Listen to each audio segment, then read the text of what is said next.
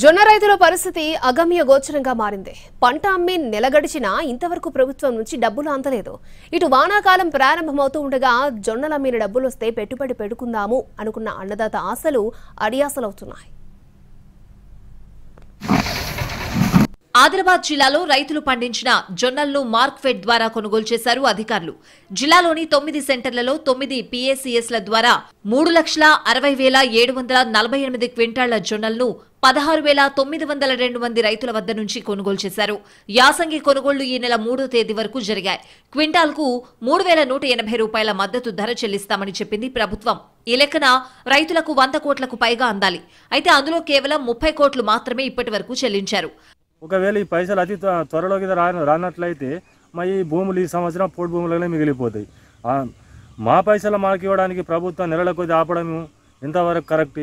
1 month కూడా మాకు పైసలు రావడం లేదు. మా దగ్గర ఉన్న పైసలన్నీ మేము ఆల్రెడీ పెట్టుబడులకు పెట్టేసినాం కాబట్టి ఇప్పుడు మా సీడుకు లేవు, మళ్ళా పట్టేజర్కి లేవు, ఇప్పుడు దుక్కికి దీనికి లేవు.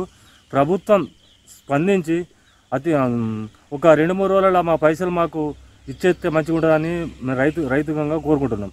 పంటను అమ్ముకున్న రైతులకు సకాలంలో డబ్బులు చెల్లించకపోవడంపై ఆగ్రహం వ్యక్తం చేస్తున్నారు.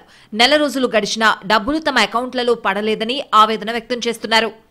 ఇప్పుడు దాదాపు నెల రోజులుగా వస్తున్న మార్కెట్ ద్వారా రైతాంగానికి డబ్బులు రావడం లేదు కాబట్టి రైతాంగం యొక్క పరిస్థితిని ఖరీఫ్ మొదలైంది కాబట్టి విత్తనాల కొనుగోలుకు ఎరువుల కొనుగోలుకు రైతాంగానికి డబ్బులు అవసరం ఉంటుంది కాబట్టి దీన్ని దృష్టిలో ఉంచుకొని మార్కెట్ ద్వారా కొనుగోలు చేసినటువంటి జొన్నలకు తక్షణమే ప్రభుత్వం నిధులు విడుదల చేసి రైతాంగాన్ని ఆదుకోవాలని చెప్పి ఈ సందర్భంగా ఎన్టీవీ ద్వారా ప్రభుత్వానికి డిమాండ్ చేస్తూ ఉన్నాం.